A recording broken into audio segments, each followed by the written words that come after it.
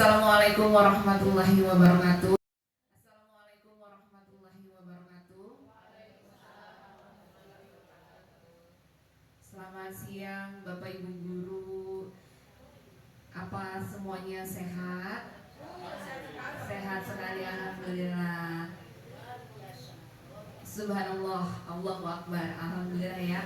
Terima kasih saya ucapkan kepada Bapak Ibu Guru SDN Pekayon 05 yang hari ini sudah menyempatkan hadir di acara kami, di acara saya dan Bu Nurul dalam rangka diseminasi modul 1.4 tentang budaya positif.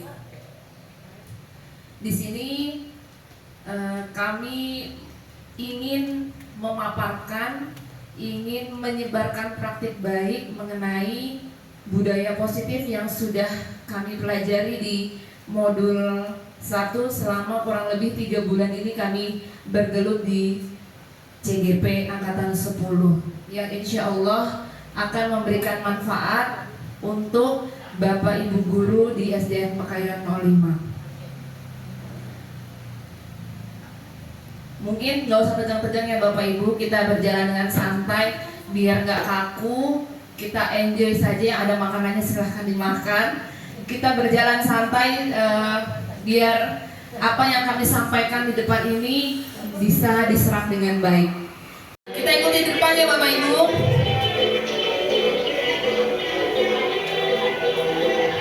Ini bisa dipraktekkan di kelas.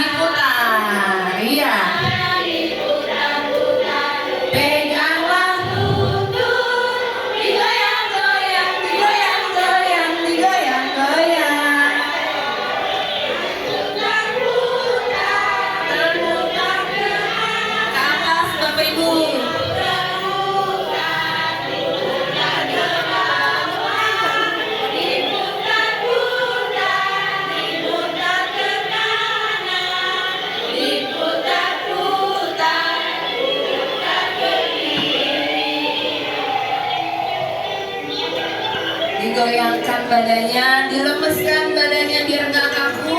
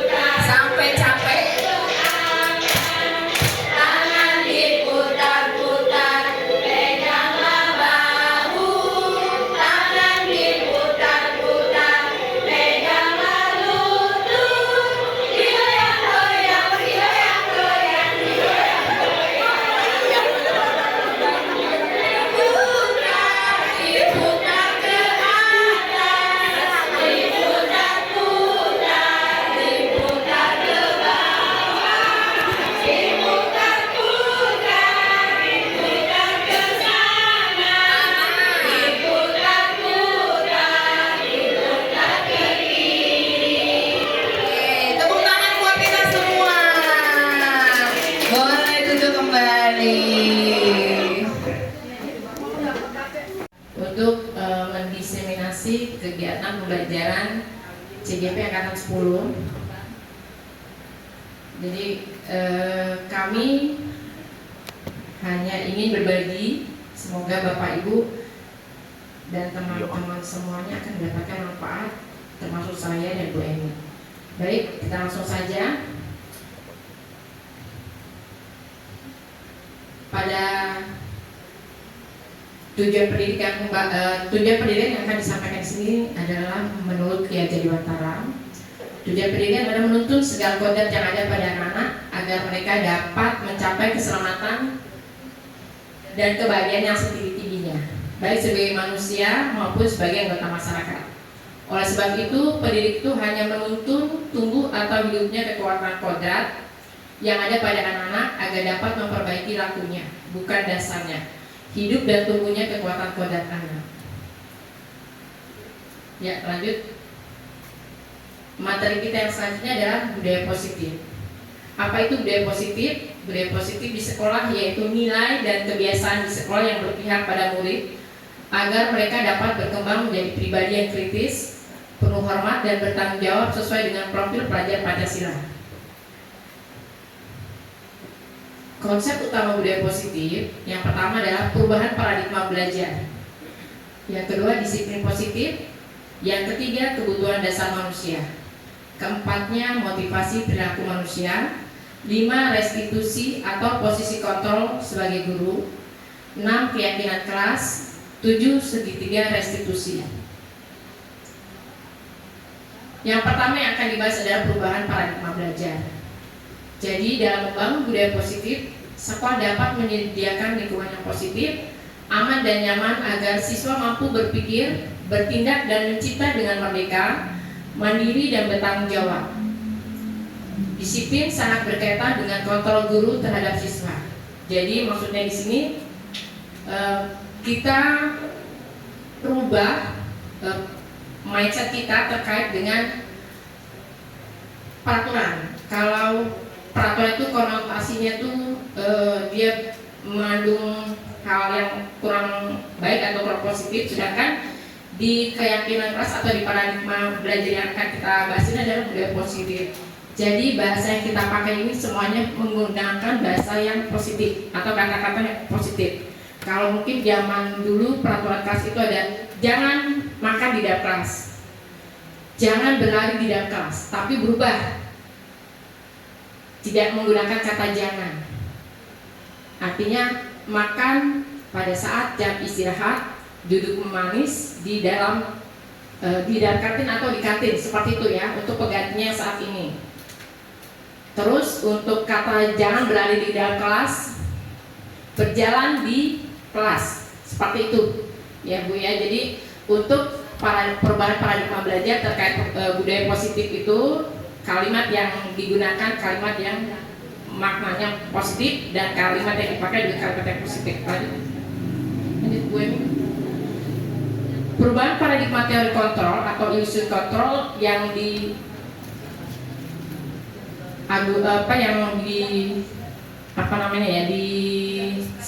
yang dicetuskan oleh William Glasser.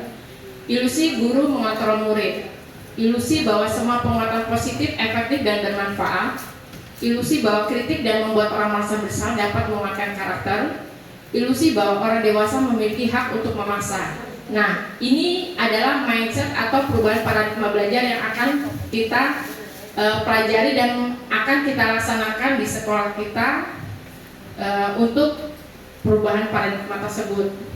Jadi kalau zaman dulu mungkin guru meminta anak dengan membeli peraturan,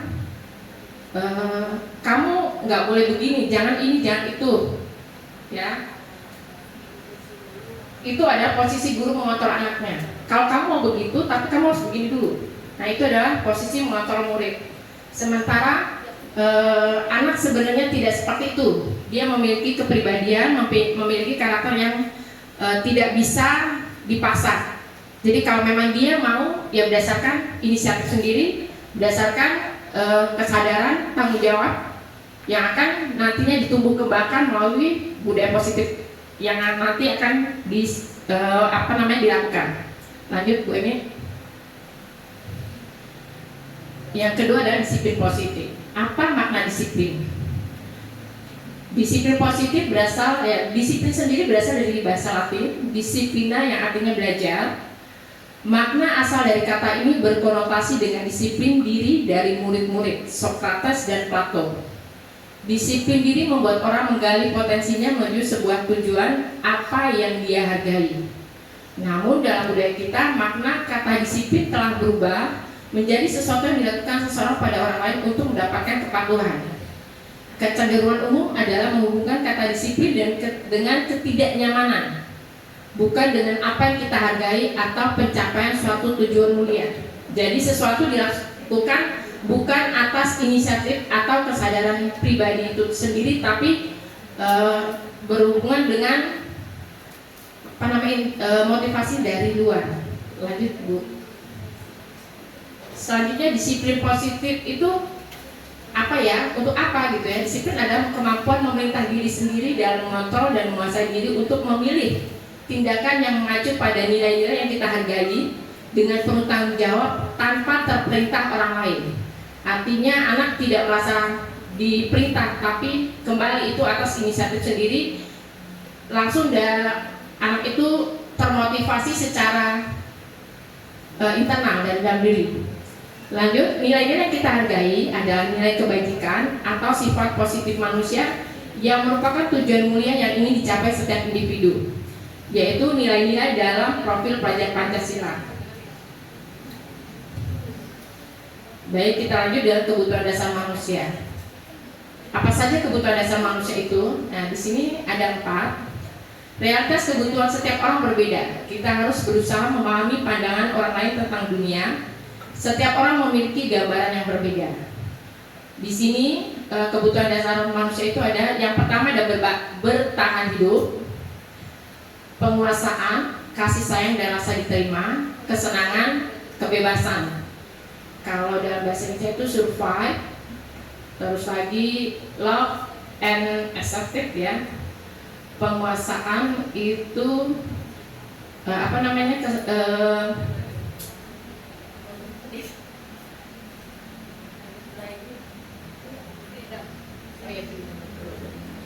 kesenangan, pleasure atau fun, kebebasan, freedom ya.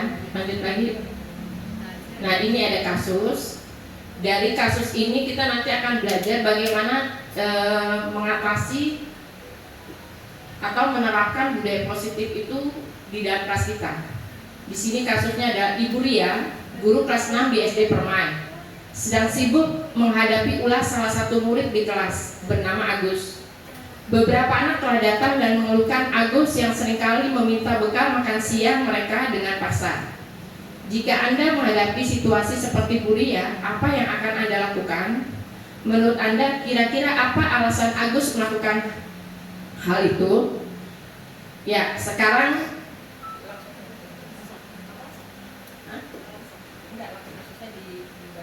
jadi kondisi seperti ini atau kasus seperti ini seringkali kita jumpai, betul tidak Bapak Ibu? Ya, di kelas kita. Jadi kalau kita amati kasus Agus ini, ada beberapa kebutuhan dari Agus yang tidak terpenuhi. Ya Bapak Ibu ya, itu contohnya Agus meminta makanan gitu kan dengan paksa. Ini pastinya ada sesuatu yang kebutuhan dia yang tidak dipenuhi di rumah. Ya, kebutuhan apa itu? Terus lagi dia sendiri itu bukan sekali, 2 kali, tapi sering. Kira-kira kebutuhan apa dari Agus ini yang tidak terpenuhi di rumah? Maka kita akan cari tahu di slide selanjutnya. Ya, dalam konteks penerapan disiplin positif, Ibu Ria sebaiknya mencari tahu alasan Agus melakukan tindakan tersebut agar mengetahui kebutuhan mana yang sedang berusaha dipenuhi oleh Agus. Jadi intinya seseorang itu melakukan suatu aksi atau suatu kegiatan atau perilaku pastinya memiliki tujuan. Ya, termasuk Agus ini. Nah, yang pertama, kebutuhan apa yang Agus tidak dapatkan atau tidak terpenuhi? Yang pertama, Agus lapar dan orang tuanya tidak membawakannya bekal makan siang. Kebutuhan apa kira-kira yang dimaksud di sini Bapak Ibu? Survival atau bertahan hidup. Yang kedua, teman Agus menjadi memperhatikan Agus. Nah, apa yang dibutuhkan Agus yang tidak didapatkan di rumah? Karena dia kelakuannya meminta makan kan, otomatis semua orang akan memperhatikan dia kan. Pada saat dia minta makan secara paksa pasti semua akan memperhatikannya. Kira-kira apa yang tidak diterima Agus atau tidak didapatkan Agus di rumah? Love and belonging, rasa sayang dan diterima. Ya. Jadi dia mencari perhatian, walaupun tindakannya tidak dibenarkan. Yang ketiga, dia merasa hebat karena temannya jadi takut dan menuruti keinginannya. Ya, hal seperti ini sering terjadi dan sering kita jumpai pada anak-anak kita.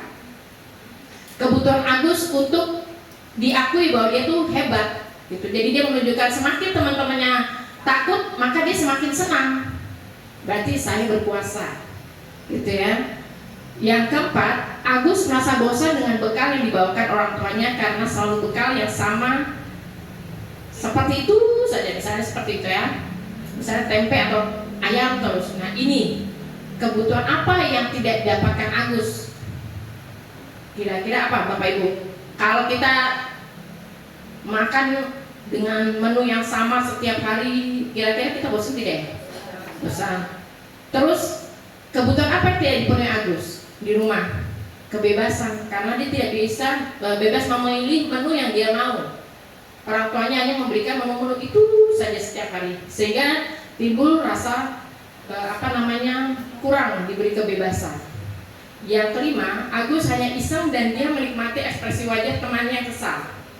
Jadi ada anak yang senang melakukan tindakan yang kurang baik itu, tapi dia senang melihat temannya, misalnya temannya merasa takut, temannya nangis itu dia senang. Kebutuhan apa yang dia tidak dapatkan? Merasa senang. Jadi dia senang melihat teman-temannya itu kesal, takut, ya. Kan ada anak yang seperti itu ya Bapak Ibu ya. Nah, ini kebutuhan fun, kesenangan. Lanjut Bu Emi. Nah, yang selanjutnya akan kita bahas adalah hukuman dan konsekuensi. Iva kurang menguasai pelajaran matematika, sehingga pada saat pelajaran tersebut berlangsung, dia lebih banyak berdiam diri atau menggambar di buku pelajarannya. Pada saat guru matematikanya, Pak Seno, menanyakan pertanyaan, Iva menjadi gugup dan tak sengaja menjatuhkan tasnya dari kursi, serta tiba-tiba menjadi gagap pada saat berupaya menjawab. Seluruh kelas pun tertawa melihat perilaku Iva yang bicara tergagap dan terkejut tersebut. Pak Seno pada saat itu membiarkan teman-teman Iva menertawakan Iva yang tergagap dan malu luar biasa, dan malah minta Iva untuk maju ke depan dan berdiri di depan kelas sambil menunjuk hidungnya karena tidak bisa menjawab pertanyaan Pak Seno. Kelas makin gaduh dan anak-anak pun tertawa melihat Iva di depan kelas memegang ujung hidungnya. Apakah kalau jadi Bapak Ibu guru ini, kalau jadi Iva bagaimana perasaannya? Iya, betul, malu. Dia merasa kalau bahasa sekarang itu dilecehkan secara verbal dan secara fisik. Apakah Anda setuju dengan tindakan Pak Seno terhadap Iva? Tidak. Mengapa? Mempermalukan anak ini, Betul sekali Bapak Ibu, karena harga dirinya sudah direndahkan. Menurut Anda, menurut Bapak Ibu, tindakan Pak Seno terhadap Iva adalah sebuah hukuman atau konsekuensi? Hukuman. Jadi nanti kita akan belajar mengenai hukuman dan konsekuensi. Terus mengapa? Mengapa disebut hukuman?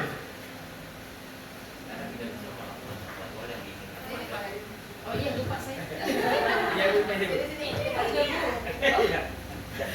Iya. Karena Iva tidak bisa menjawab apa yang diberikan oleh Pak Seno. Cuma di sini Pak Senonya juga seharusnya tidak membalikan sampai si Iva ditertawakan. Jadi intinya karena si Iva dihukum karena tidak bisa menjawab yang diberikan oleh Pak Seno tugasnya. Ya, betul sekali. Terima kasih Pak Heri. Jadi betul tadi Pak Heri bilang bahwa ini hukuman, dan kenapa tindakan Pak Seno terhadap Iva pada sebuah hukuman? Ya itu tadi kembali, kalau hukuman itu pasti dilakukan secara terpaksa dan ada konsekuensi yang tidak diinginkan oleh pelaku atau siswa, gitu ya. Terus mengapa tadi ya jawabannya karena si tindakan Pak Seno itu tadi sudah menyinggung harga diri atau sudah mempermalukan Iva, gitu ya. Baik, selanjutnya Bu Emi, ada lagi Bapak Ibu yang mau menyampaikan pendapat? Monggo. Biar terkait hukuman dan konsekuensi. Sebelum dibahas lebih jauh lagi hukuman dan konsekuensi itu,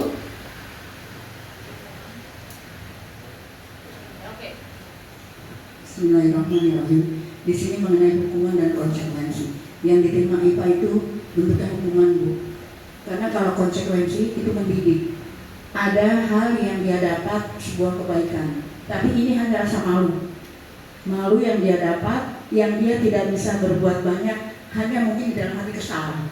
Tapi kalau konsekuensi, dia ada pelajaran di dalamnya dan nanti dia seperti itu. Jadi konsekuensi itu ada mendidik, kalau hukuman hanya mempermalukan atau bahasa ininya ya bully gitu. Yang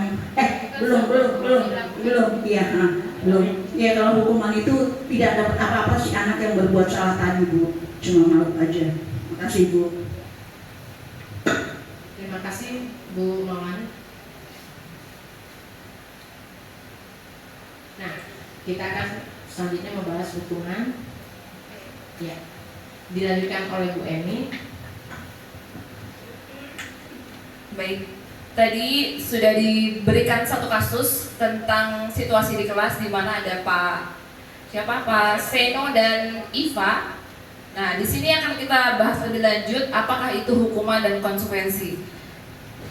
Kalau yang kita tahu, hukuman dan konsekuensi itu pasti sesuatu yang berbeda. Kalau menurut Bapak Ibu saya mau tanya, lebih baik hukuman atau konsekuensi?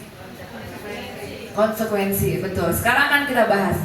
Hukuman adalah bentuk sanksi yang diberikan sebagai akibat langsung dari tindakan melanggar hukum atau aturan. Biasanya dia akan bersifat negatif dan bertujuan untuk menghukum pelaku, memberikan efek jera, gitu ya, memberikan efek jera kepada si pelaku tersebut. Contohnya penalti, teguran atau penurunan nilai. Mungkin kadang Bapak Ibu secara tidak sadar kita di kelas kadang suka, nanti Bu Guru turunin nih nilainya nih, poinnya Bu Guru potong nih. Sebenarnya itu ancaman dan kurang bagus. Nah, itu salah satu hukuman. Nah, kemudian kalau konsekuensi adalah akibat dari tindakan yang dilakukan. Dalam pendekatan disiplin positif, konsekuensi lebih berfokus pada pembelajaran daripada hukuman. Sama seperti yang tadi disampaikan oleh Bu Maulani, betul. Kalau konsekuensi itu lebih memberikan pembelajaran kepada anak. Jadi tidak memberikan efek jerah tapi melalui pembelajaran, sehingga dia bisa mengambil inti sarinya. Oh, kalau saya melakukan hal seperti itu berarti akan ada konsekuensinya nanti, seperti itu ya. Lanjut, tujuannya apa sih konsekuensi itu? Tujuannya adalah membantu murid untuk memahami dampak dari tindakan mereka dan membuat pilihan yang lebih baik di masa depan.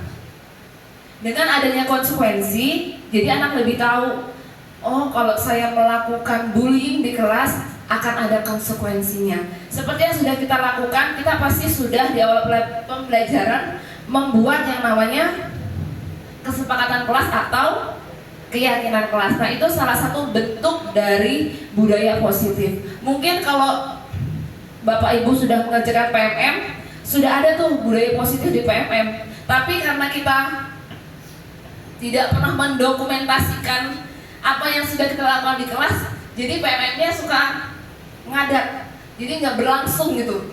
Padahal sebenarnya kita sebagai guru sudah melakukan itu di kelas, seperti itu. Tinggal bagaimana kita konsisten dengan kesepakatan kelas yang sudah diyakini atau sudah dibuat. Nah, di sini ada kuis. Coba Bapak Ibu nomor 1. Siapa yang mau baca? Oh, Pak Heri atau Bu Rianti? Kita akan membedakan apakah ini hukuman atau konsekuensi. Yang nomor 1 Bu Rianti. Nomor 1, lari mengelilingi lapangan basket 2 kali karena terlambat hadir di sekolah. Nah, menurut Ibu Apakah Saya itu hukuman. hukuman? Kenapa hukuman? Karena ini melanggar aturan gitu ya. Jadi dia dapat sanksi. Mendapatkan sanksi langsung ya Bu, berarti nomor 1 hukuman. Oke, kita tahan dulu jawabannya. Nomor 2, siapa yang mau menjawab? Membersihkan coretan yang dibuatnya di meja tulis. Membersihkan coretan yang dibuatnya di meja tulis. Menurut Bu Lis itu konsekuensi atau hukuman?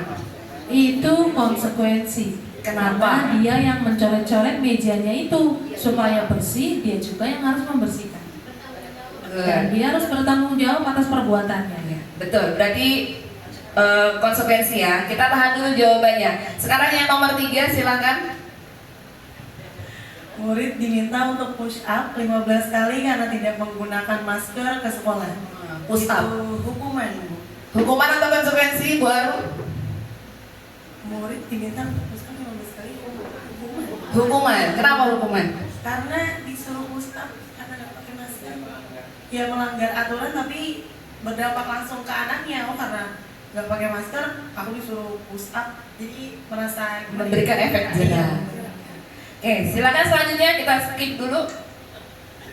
Yang keempat, Bu Rani. Oke, yang keempat, menggantikan kertas tugas teman yang telah dicoret-coret. Konsekuensi. Kenapa konsekuensi? Karena dia yang ngambil kertasnya ya harus ganti. Bertanggung jawab. Bertanggung jawab. Jawab. Baik, silakan selanjutnya Bu Sri Mariani. Berjemur di lapangan basket pukul 12 siang Karena mengobrol dengan teman. Ini merupakan hukuman. Hukuman, kenapa itu Bu Sri? Karena dia mengobrol dengan teman ketika di kelas dan dihukum oleh gurunya dijemur pukul 12. Memberikan efek malu ya Bu. Efek malu dan apa ya?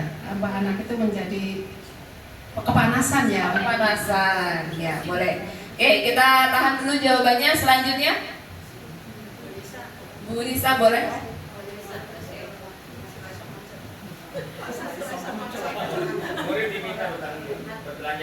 Murid diminta bertelanjang kaki sepanjang hari karena tidak menggunakan sepatu warna hitam sesuai peraturan sekolah. Hukuman itu Bu. Hukuman, kenapa Bu Nisa? Melanggar peraturan sekolah Melanggar peraturan sekolah yang sudah disepakati. Itu udah ditandatangan materai 6.000. Serem ya? Oh, itu kesepakatan kelasnya Bu. Iya. Bisa. Sesuai dengan kesepakatan kelas Bu Nisa. Oke, selanjutnya. Oke, terakhir berdiri di depan kelas sambil mengangkat kaki satu. Yang buaya tidak kelihatan. Karena tidak bisa menjawab. Karena tidak bisa menjawab pertanyaan. Ini hukuman. Memberikan sanksi efek jerah. Oke, baik. Kita tadi sudah mendengarkan, sekarang kita lihat pembahasannya. Nah, lari mengelilingi lapangan basket 2 kali karena terlambat hadir di sekolah. Tadi jawabannya hukuman, berarti bener ya. Karena kalau kita nyuruh anak berlari, Pak Heri jangan loh. Ya. Kalau pas olahraga nggak apa-apa, tapi kalau dulu kelas kayaknya itu lebih ke fisik ya Bu, lebih ke fisik dan membuat dia malu nantinya Bu. Kalau itu anak kenapa ya kok di tengah lapangan suruh berlari, pasti ada sesuatu nih, gitu kan? Yang kedua, membersihkan coretan yang dibuatnya di meja tulis. Ini benar, konsekuensi. Jadi dia harus bertanggung jawab dengan apa yang sudah dilakukan. Yang ketiga, murid diminta untuk push up 15 kali karena tidak menggunakan masker di sekolah. Lagi-lagi menggunakan hukuman fisik. Nah, kita selama di sekolah itu tidak dibenarkan menggunakan hukuman fisik. Memukul, menyuruh anak push up, menyuruh anak lari, nah itu tidak diperbolehkan. Itu termasuk dari hukuman. Dan pastinya akan memberikan efek jerah yang berkepanjangan. Dia pasti akan ingat terus nih guru saya nih waktu kelas ini nih suka jewerin saya nih, suka nyuruh saya lari di lapangan, pasti itu akan teringat terus oleh si anak.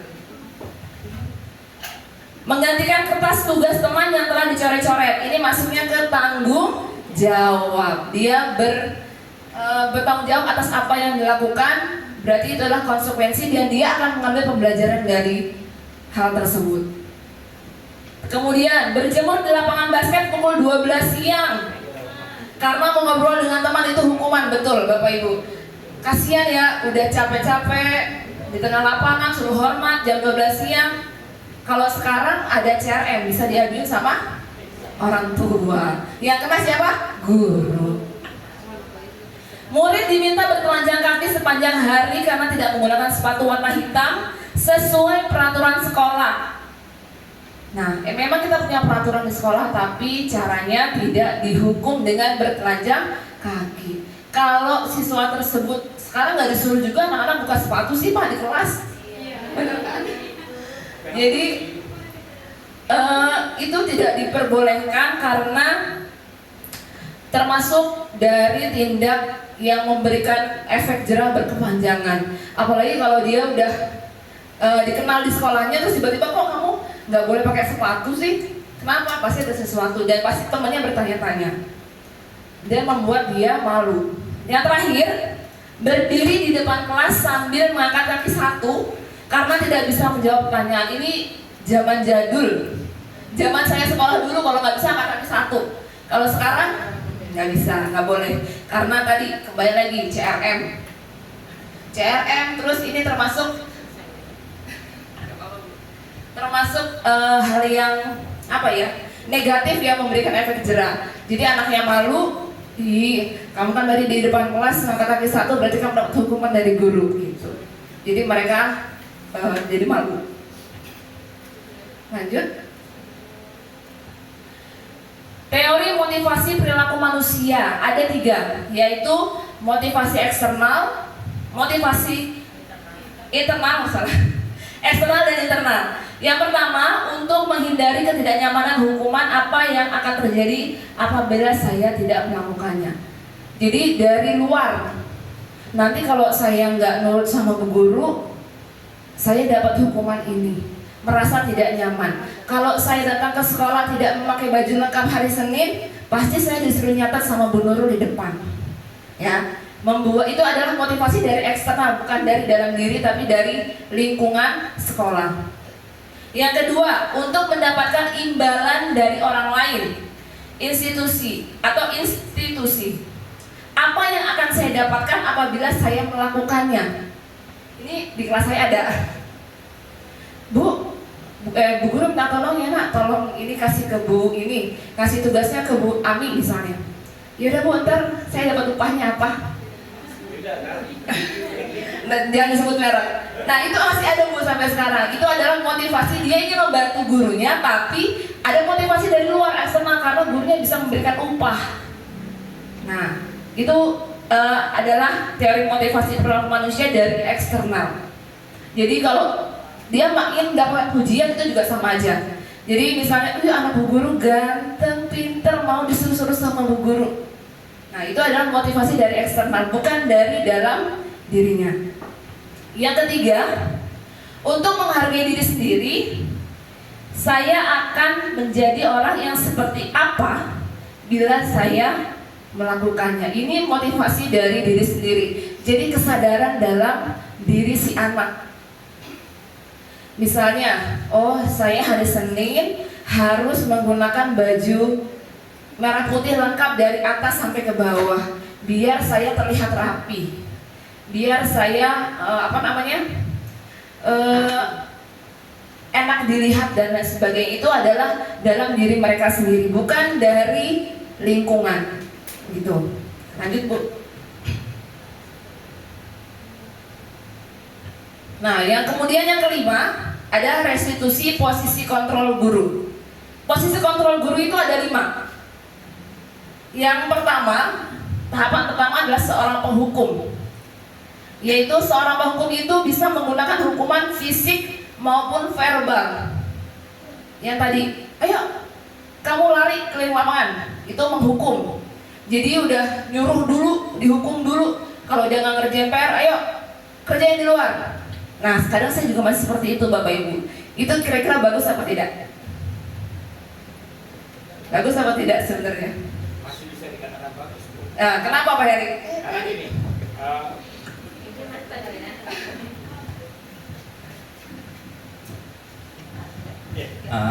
kalau hukuman yang tadi Ibu katakan masih terjadi, contoh lari atau tadi dikatakan di lapangan, itu masih bisa dimungkinkan. Karena tadi kita katakan di situ ada fisik maupun verbal. Tapi selama fisik ini kita pertanyakan, apa hukuman kamu sekarang yang kamu mau lakukan? Kita balik bertanya kepada si pesakitan atau yang salah. Oh, lari aja bu. Silahkan lari berapa kali. Berarti dikembalikan ke anak. Dikembalikan ke anak. Jadi hukuman itu masih bisa relevan jikalau kita kembalikan kepada anak. Contoh tadi, kamu nggak ngerjakan ini, apa yang harus kamu lakukan sekarang? Saya ngepel aja deh bu. Dia akan melakukan ngepel, berarti kita balikan ke dia. Kalau kita bilang kamu lari mau nggak? Mau. Push up mau nggak? Mau. 5 kali aja bu, lakukan. Jadi ada yang memang korelasinya adalah kita harus melaksanakan hukuman fisik itu dengan bijak juga kita tawarkan ke si pesakitan atau siswa yang salah. Karena kalau kita tidak hukum, dia juga kalau untuk anak sekarang, ya ini bisa kebablasan kita juga. Mungkin hukuman fisik itu masih dibutuhkan dengan relevansinya yang dengan catatan berarti ya Pak. Ya memang. Ya terima kasih Pak Heri. Untuk posisi kontrol guru yang pertama itu menghukum, ya. Kata Pak Heri masih bisa bu, tapi harus ada kesepakatan dengan si pelaku. Ya, cuman kalau di budaya positif itu adalah posisi kontrol guru yang paling bawah ya menurut penghukum gitu. Jadi sebisa mungkin jangan dilakukan. Tapi mungkin karena kita sekarang lagi merasakan Gen Z, ya Gen Z itu benar-benar yang di luar nurul kalau kata orang tuh. Kelakuannya kita udah baikin, kadang lunjak gitu kan. Nah itu adalah PR seorang guru, bagaimana caranya biar kita memberikan efek jerah tapi tidak dengan menghukum gitu. Yang kedua, menjadi pembuat orang merasa bersalah. Pada posisi ini biasanya guru akan bersuara lebih lembut. Nah, apa yang kamu lakukan ini apakah sudah sesuai dengan keyakinan kelas? Nah, jadi suaranya lembut. Suaranya tidak lembut tapi membuat mereka merasa, iya bu, ternyata saya melakukan kesalahan ini. Jadi dengan begitu dia sadar, gitu ya. Yang ketiga, sebagai teman, guru pada posisi ini tidak akan menyakiti murid, namun akan tetap berupaya mengontrol murid melalui persuasi atau ajakan. Jadi kita sebagai teman, mungkin kalau di kelas tinggi bisa dilakukan ya Bapak Ibu sebagai teman. Jadi kita cari tahu maunya dia seperti apa, kemudian dia tuh bagaimana berkomunikasi, betul Pak. Yang keempat, monitor atau pemantau. Di sini posisi guru itu memonitor berarti mengawasi. Kita lihat satu-satu anak-anak kita, yuk. Kita lihatin, kita awasi, kita identifikasi, gitu ya. Jadi, oh anak ini kalau ke sekolah bajunya lusuh, kenapa nih? Kita pantau anak itu. Jadi guru sebagai pemantau atau monitoring. Yang kelima adalah manajer. Ini adalah posisi terakhir, yaitu posisi di mana guru berbuat sesuatu bersama dengan murid, mempersilahkan murid mempertanggungjawabkan perilakunya.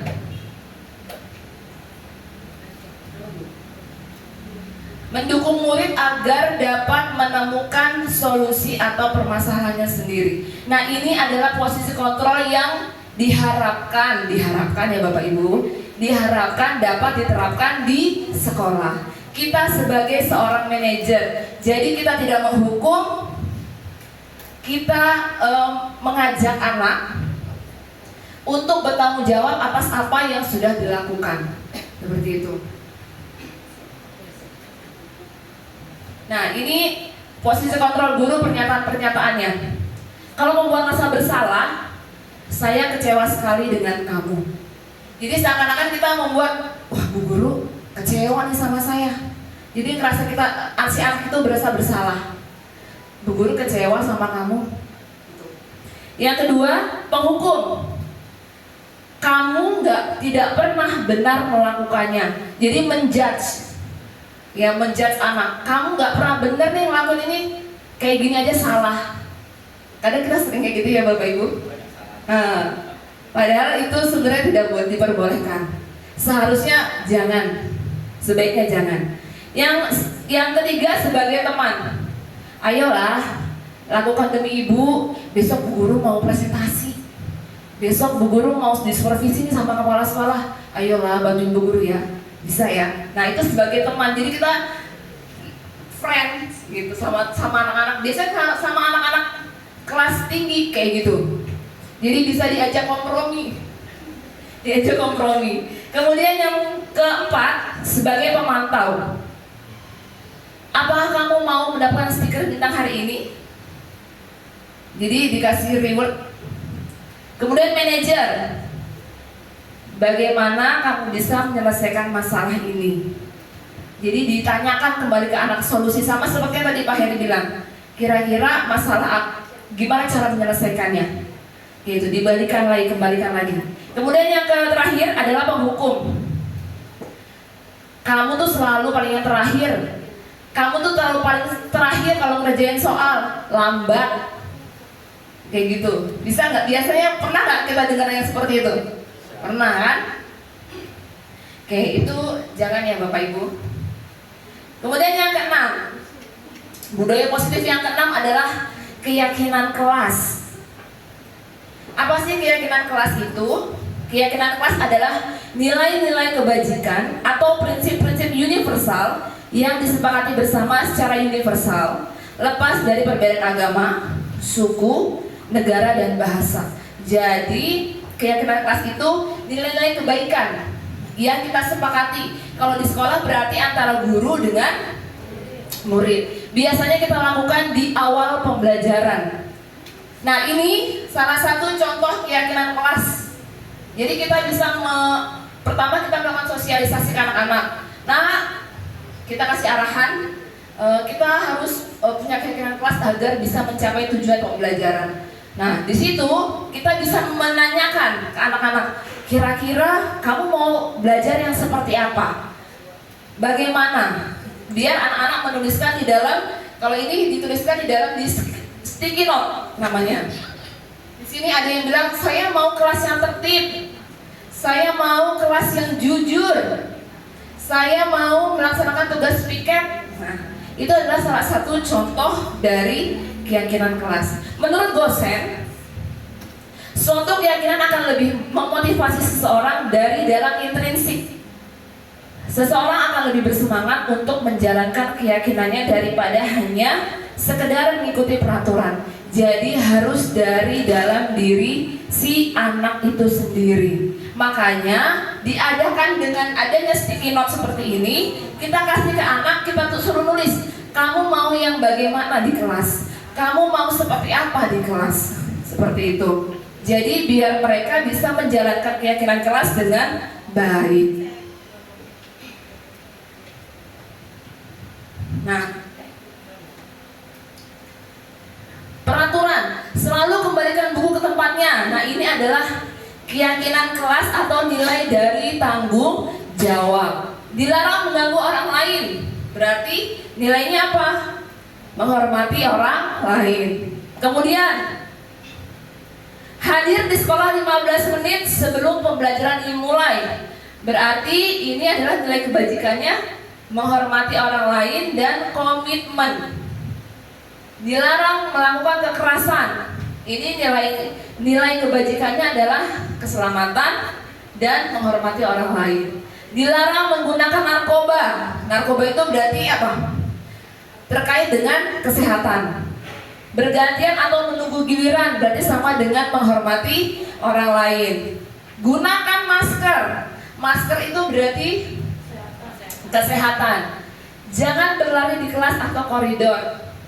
Nilai kebaikannya adalah keselamatan dan keamanan.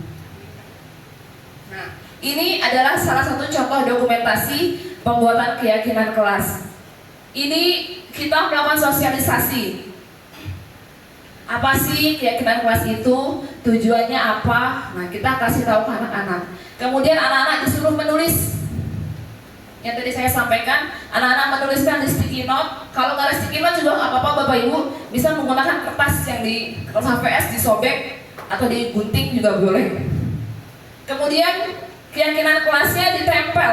Jadi biar teman-temannya tahu, oh teman saya ternyata maunya seperti ini. Kalau sudah disepakati, baru kita tarik, ambil garis besarnya. Nah, yang ketujuh adalah segitiga restitusi. Pernah dengar? Pernah. Ini sebenarnya sudah pernah dipaparkan oleh Bu Zuro waktu semester 1 kalau nggak salah.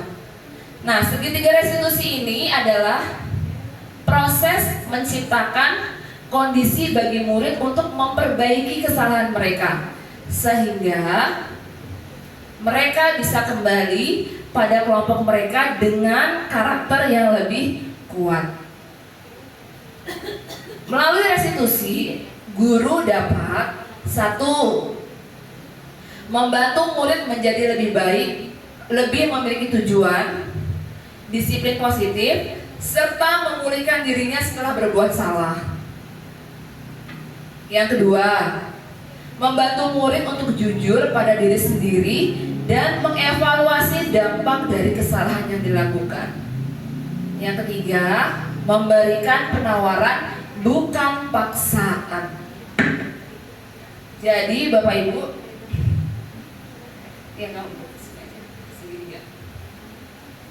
nah di sini ada gambar segitiga restitusi. Ada 3 tahapan, yaitu yang pertama, kita harus menstabilkan identitas dulu. Yang kedua, kita validasi tindakan yang salah, tindakan dari si anak. Yang ketiga, kita menanyakan tentang keyakinan. Tahapannya,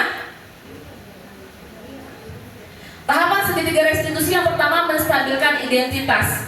Kata-kata yang bisa kita gunakan atau referensi, yang pertama, berbuat salah itu nggak apa-apa nak. Jadi biar dia tenang, biar dia tidak berpikir, aduh saya bakal dihukum nih sama bu guru, kayak gitu. Yang kedua, tidak ada manusia yang sempurna. Yang ketiga, saya juga atau bu guru juga pernah melaksanakan atau melakukan kesalahan seperti itu. Kita bisa kok menyelesaikan ini. Tuh. Yang keempat, Bapak Ibu nggak mau cari atau tidak tertarik mencari siapa yang salah, tapi Bapak Ibu ingin mencari solusi dari permasalahan ini. Yang terakhir, kamu berhak merasa seperti itu. Lanjut Bu. Yang kedua, validasi tindakan yang salah. Kamu pasti punya alasan mengapa melakukan hal seperti itu. Yang kedua, kamu patut bangga pada dirimu sendiri karena kamu telah melindungi sesuatu yang penting buatmu. Ini adalah kata-kata untuk validasi tindakan yang salah. Kita bisa menggunakan referensi kalimat seperti ini. Yang ketiga, menanyakan keyakinan. Apa yang kita percaya sebagai kelas atau keluarga? Apa nilai-nilai umum yang telah kita sepakati? Kamu mau jadi orang yang seperti apa? Nah, selanjutnya ini ada contoh penerapan segitiga restitusi. Ada kasus di kelas.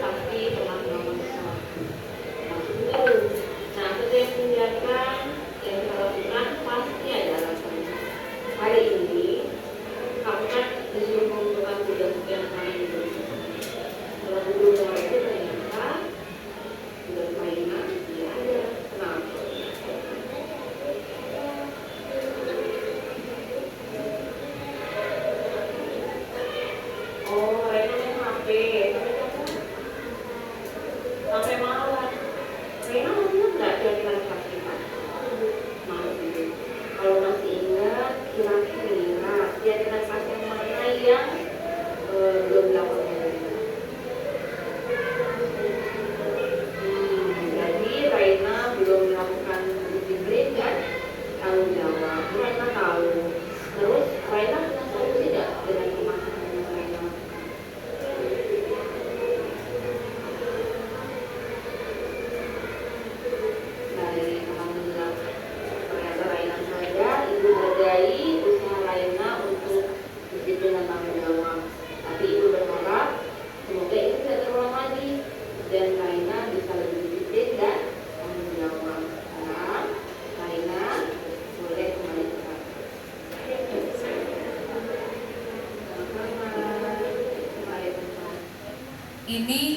contoh penerapan segitiga restitusi yang saya lakukan di kelas saya. Ini contoh ya Bapak Ibu, contoh kasusnya. Kita membuat kasus waktu itu si Raina ini tidak mau mengerjakan tugas katanya.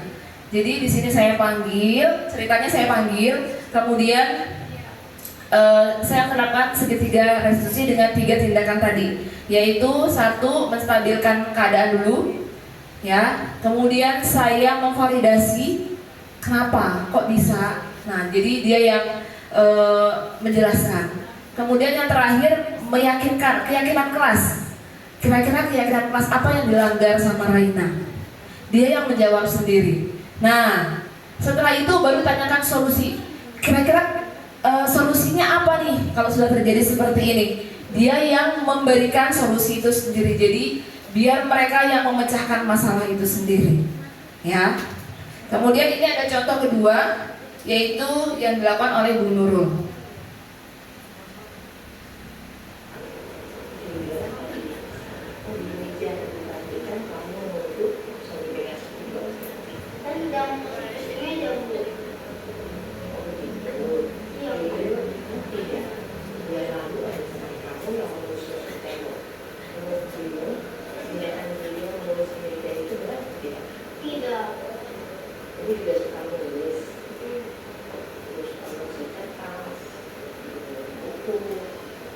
Kadang memang kita ingin orang lain membaca tulisan kita, tapi misalnya dia membuat puisi, membuat cerita.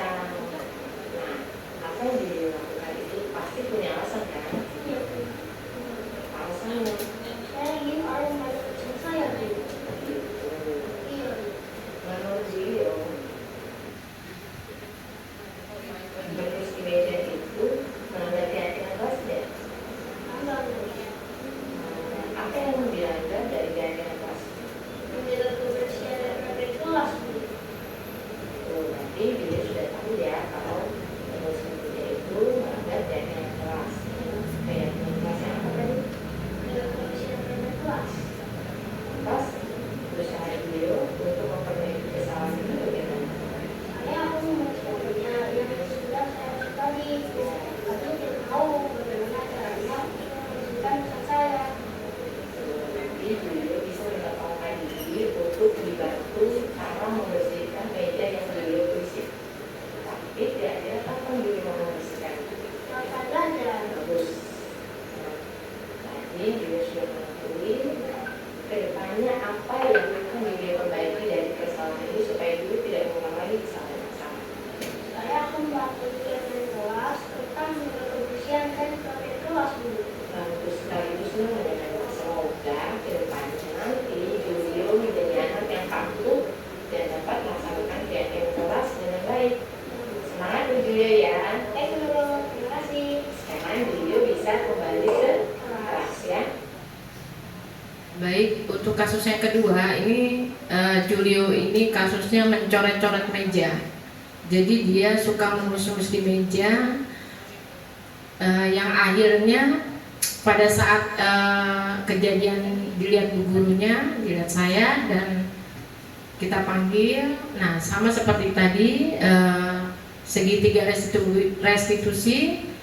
Yang pertama itu kita melakukan stabilitas keadaan, selanjutnya lagi validitas tindakan yang salah. Dengan kadang-kadang memang kita ingin orang membaca tulisan kita, Mbak, itu tujuan untuk menenangkan anak agar anak tidak merasa dipojokkan atau merasa bersalah.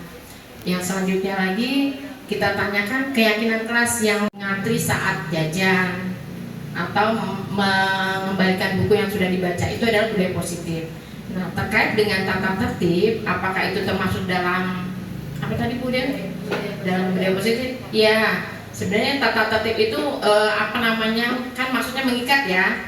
Hanya memang pada saat kalau zaman yang sebelumnya, sebelum saya belajar memang peraturan itu dibuat sepihak. Begitu ya Bu Bapak Ibu ya. Biasanya kan kita bikin peraturan kelas itu kan guru yang membuat gitu kan tanpa melibatkan anak. Nah, bedanya dengan keyakinan kelas itu, kita minta anak yang menulis. Mereka maunya tuh kelas ini seperti apa, gitu kan? Mungkin kedepannya kalau dikaitkan dengan tata tertib sekolah, kedepannya kita ambil secara masing-masing kelas aja. Misalnya dari kelas ini kurang lebih kayaknya kalau keyakinan kelas itu kurang lebih sama. Pastinya anak ingin anak-anak tertib belajar, pada saat guru menerangkan dia mendengarkan, tidak makan di dalam kelas saat belajar, begitu ya Bu ya. Nah itu disepakati. Jadi anak-anak dari anak untuk anak. Jadi pada bedanya tata tertib dengan keyakinan kelas itu mungkin kalau zaman dulu itu tata tertib kita buat sepihak, kalau keyakinan kelas itu kita bersepakat.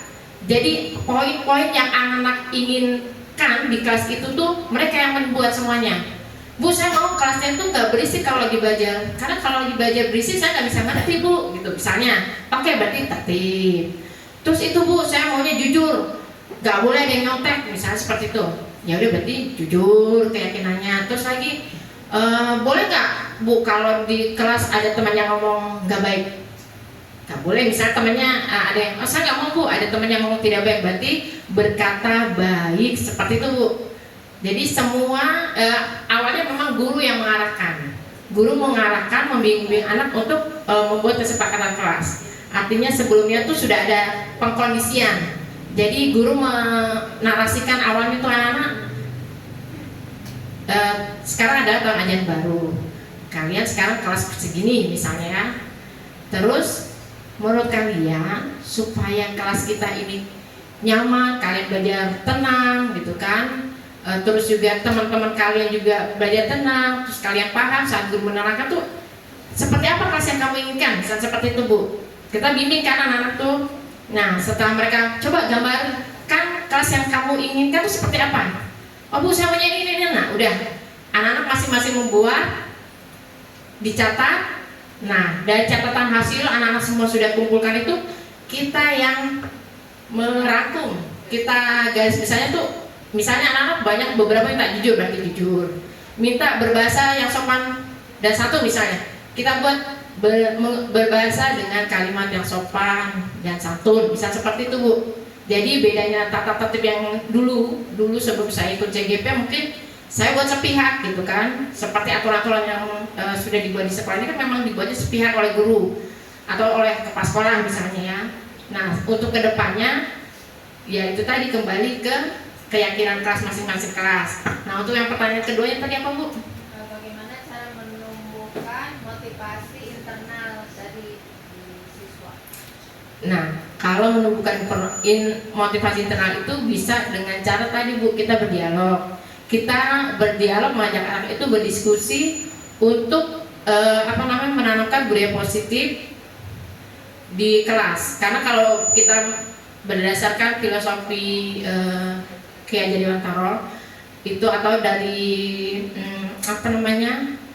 video terkait karakter itu memang perilaku atau karakter yang kita harapkan itu bisa dilakukan dengan cara pembiasaan dan memberikan tauladan gitu. Jadi kalau tadi bagaimana cara menanamkannya, pertama kita bangun dulu budaya positif gitu. Nah guru sebagai agen perubahan itu dia yang pertama kali itu harus memberi tauladan atau memberi contoh dan melakukan pembiasaan secara kontinu, secara teratur, jangan berubah-ubah. Jadi selalu seperti itu gitu.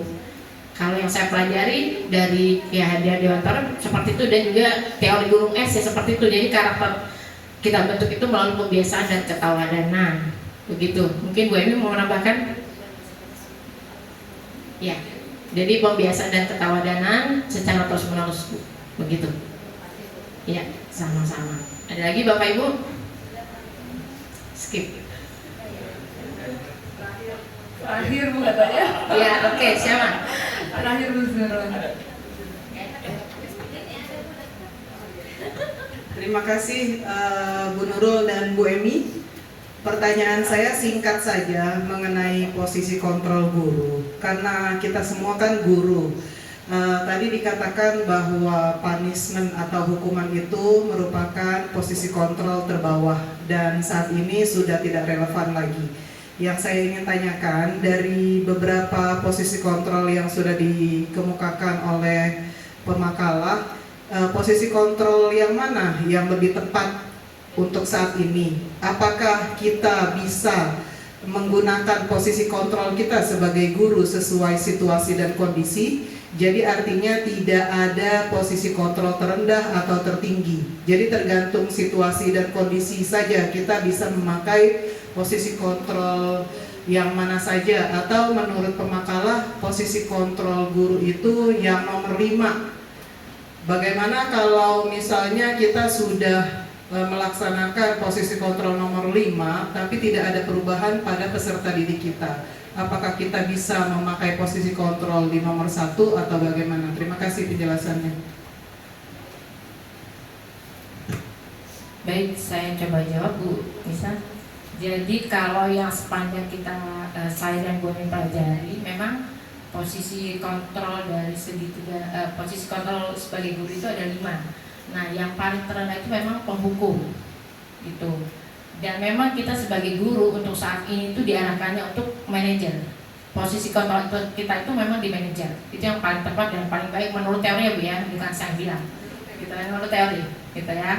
Jadi kalau memang kasusnya pada saat kita sudah berusaha menjadi di posisi manajer, tapi ternyata anak itu tidak ada perubahan, ya mungkin kita akan ajak dia berdialog, berdiskusi gitu. Seperti pada saat tadi pasti ada alasan. Jadi kalau menurut teori itu seseorang melakukan suatu tindakan itu pasti memiliki tujuan. Nah, kita harus gali tuh sebenarnya nih anak ini kenapa ya begitu gitu. Misalnya nih anak datang terlambat terus. Sudah kita posisikan diri kita sebagai manajer, terus sudah kita lakukan juga segitiga restitusi tapi belum ada perubahan. Artinya kita masih perlu menggali informasi gitu. Alasan anak ini tuh berbuat seperti itu tuh apa gitu. Karena kembali lagi itu tadi setiap tindakan pasti mempunyai tujuan. Nah, kalau kita sudah identifikasi anak itu alasannya tuh dia begini-begini gitu kan. Kita tanya, kita ajak bicara, kita diskusikan. Karena kalau menurut yang tadi ini kan kita tidak bisa menjudge gitu. Tapi kita posisi kita tuh membimbing anak untuk bertanggung jawab dan menyadari kesalahannya serta mencari perbaikan, memperbaiki kesalahan yang dia buat. Tapi inisiatifnya itu dari anak itu sendiri dengan bimbingan guru, kan seperti ya Bu Emi ya. Nah, itu perlu digali lagi alasan dia melakukan itu. Kayaknya kita perlu lagi menggali lebih dalam lagi. Mungkin kalau memang sudah kita lakukan posisi manajer tapi belum ada perubahan, ya sudah digali, kita beri kembali lagi. Kalau kata Kiai Dewator itu, karakter itu bisa diberi, bisa dilakukan itu dengan cara pembiasaan dan suri tamadan dari guru. Itu Bu, kalau yang saya tahu, yang saya baca dari dari filsafatnya Kiai Dewator seperti itu. Nah, terkait dengan budaya positif, ini memang kalau yang dari saya tonton dari teori Gunung Es itu, karakter itu 80% membentuk karakter anak. Jadi ada 20% lagi yang tidak terlihat. Sementara kita disarankan untuk tidak melihat yang terlihat itu gitu. Sebenarnya ada 20% yang kita nggak tahu, itu yang harus kita ketahui gitu. Jadi mungkin kita merasa kita udah kenal anak itu gitu. Tapi ternyata sebenarnya itu nggak gitu, nggak 100% kita pahami yang itu. Kenapa? Ya dengan kenyataan tadi sudah kita lakukan posisi kontrol sebagai manajer, tapi masih belum menemukan solusi yang baik dan anak itu belum berubah, gitu kan?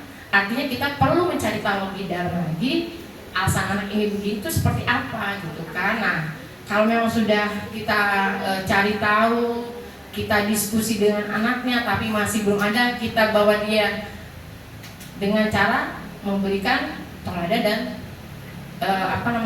contoh itu tadi, contoh dan pembiasaan.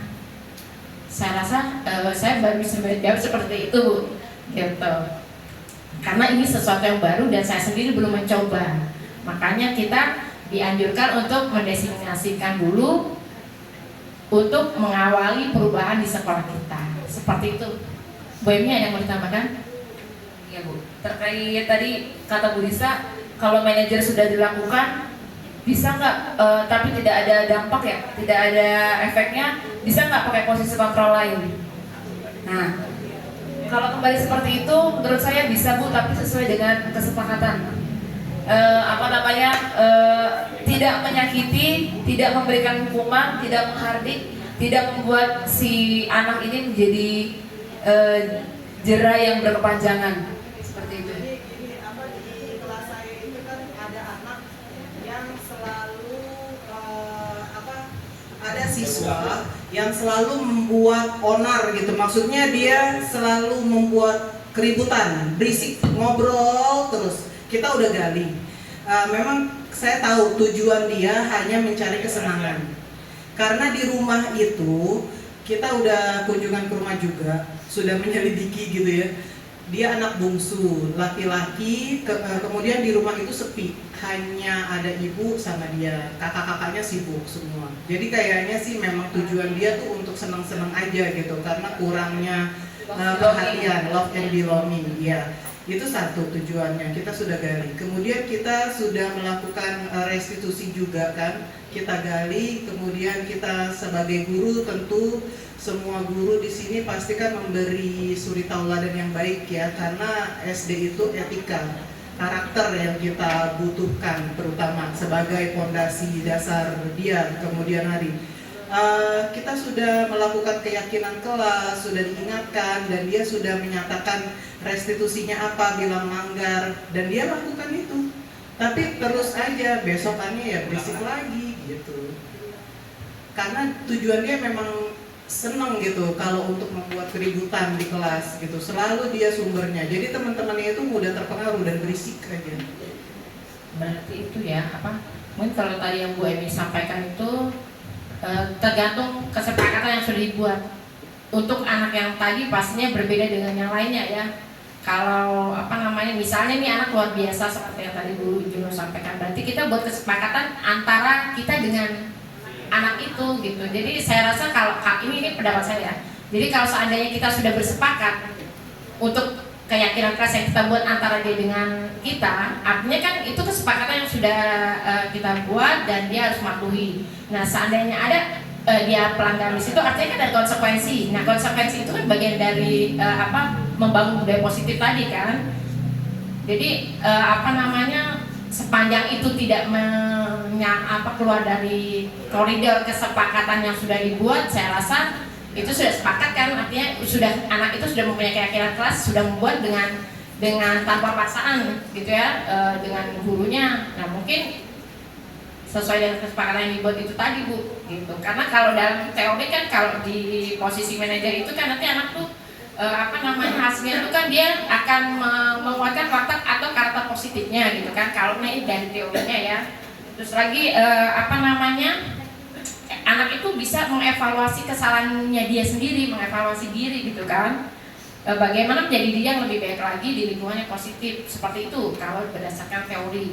Tapi kalau untuk pengajuan dari kasusnya Bu Nisa dan Bu Nisa sudah melakukan, mungkin kita buat kesepakatan atau keyakinan kelas berdua antara ibu dengan dengan anak tadi kali ya. Nah kalau dia melanggar kesepakatan kelas itu yang menjadi konsekuensinya. Sepanjang itu tidak keluar dari situ dan memang sudah disepakati, sepatutnya sih tidak masalah.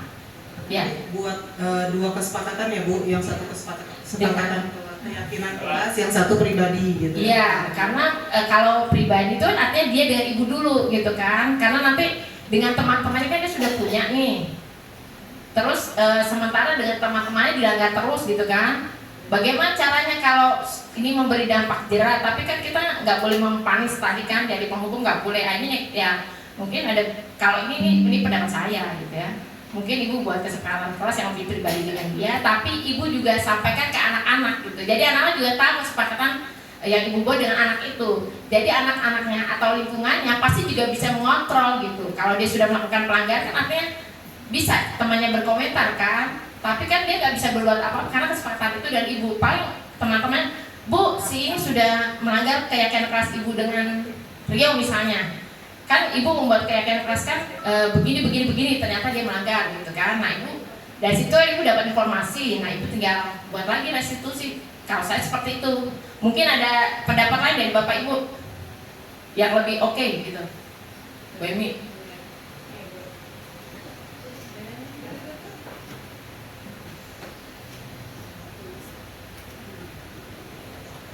Terima kasih.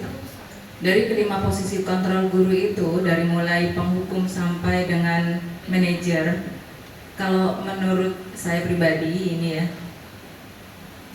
itu bisa luas atau fleksibel gitu. Saya mengalami juga anak, iya begitu, iya kalau menurut saya seperti itu. Begini, saya juga ada anak yang masalah PR ya. Ya, masalah PR itu anak tidak mengerjakan berkali-kali. Saya kasih teguran, udah. Saya panggil orang tuanya sudah.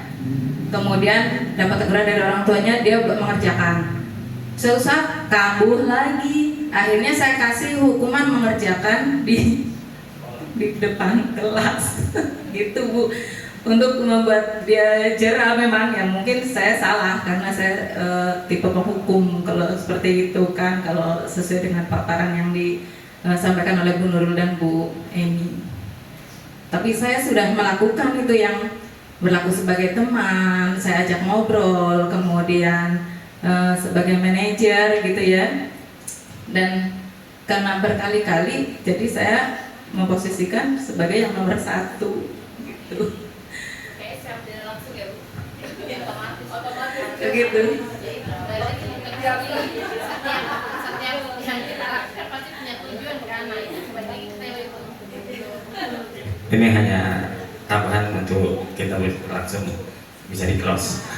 Jadi dari posisi yang tadi, kembali ke awal yang saya katakan tadi, Bu, kita sudah membuat apapun bentuknya, dari bujuroh apapun bentuknya. Mungkin di saya pun ngalami, sebetulnya saya tahu anak itu, tapi itu tadi pasti akan kita kembali ke nomor 1 dengan cara yang berbeda, tetapi juga tidak menyakiti. Contoh Bu, kelas 6 tadi juga sudah cara nomor 1, tapi tidak menyakiti sebetulnya, tidak mempermalukan juga. Dia taruh di depan, mengerjakan di depan. Jadi kan, oh dia melakukan pekerjaan itu positif, karena tidak ada tindakan fisik yang berlebihan di situ, tapi dia melakukan pengerjaan PR. Yang lain mengajarkan yang lain, tapi dia mengerjakan tugasnya. Jadi kembali dalam 5 ini memang tadi katakan luas wajib hukumnya. Di mana titik kita memberi satu informasi hukuman yang kita berikan, kita pasti kembali ke nomor 1, tetapi relevannya gimana nomor 1 itu sendiri. Anak ini apa? Mungkin tadi dikatakan ibu berbeda memberi satu hukuman. Sebetulnya hukuman juga, cuman lebih cantik, lebih indah, memang beda lagi. Mungkin kalau saya mau hukumannya Pak Heri push up aja Pak Heri 5 kali, oke, kamu lakukan push up. Nanti kalau dia salah push up ya 5 kali teman-temannya. Nah itu disampaikan di dalam kelas itu, kalau dia salah dia akan lakukan push up 5 kali karena sudah ada kesepakatan kelas itu tadi. Mungkin itu saja Bu, terima kasih. Iya, baik. Closing Bu. Baik, terima kasih Bapak Ibu, Bu Zuro, Bu Rianti, Pak Heri dan teman-teman semuanya, dan Bu Dewi yang sudah memberikan pemantik untuk kita di sini. Oh, agak tegang ini kita di sini. Tapi alhamdulillah insyaallah apa yang didapat hari ini bisa bermanfaat untuk kita semua. Sekali lagi kami berdua, saya dan Bu Nurul mengucapkan terima kasih banyak untuk bantuan dan dukungannya kepada kami. Semoga CGP ini bisa memberikan banyak manfaat ya Bu untuk teman-teman semua, dan semoga bisa sampai tahap akhir panen raya nanti. Amin. Ya, terima kasih sekali lagi ya Bapak Ibu. Ya. Kami di sini bukan menggurui atau merasa kita lebih hebat atau kita lebih tahu, tidak, tapi kita di sini sharing, berbagi, belajar bersama. Karena saya dengan Bu Emi juga sama, kita belajar. Memang yang namanya ilmu kan berkembang terus ya Bapak Ibu ya. Jadi sekali lagi jika ada mungkin penyampaian kami yang kurang berkenan atau kurang tepat, sekali lagi itu kami proses belajar, jadi mohon maaf. Terima kasih sekali lagi untuk atensi dan bantuan serta dukungannya. Sudah? Ya, berarti kita tutup dengan membacakan hamdalah. Alhamdulillahirobbilalamin. Wabillahi taufiq wal hidayah. Wassalamualaikum warahmatullahi wabarakatuh. Terima kasih. Lanjut ke sesi selanjutnya, kelulusan. Oh ya, kita pakai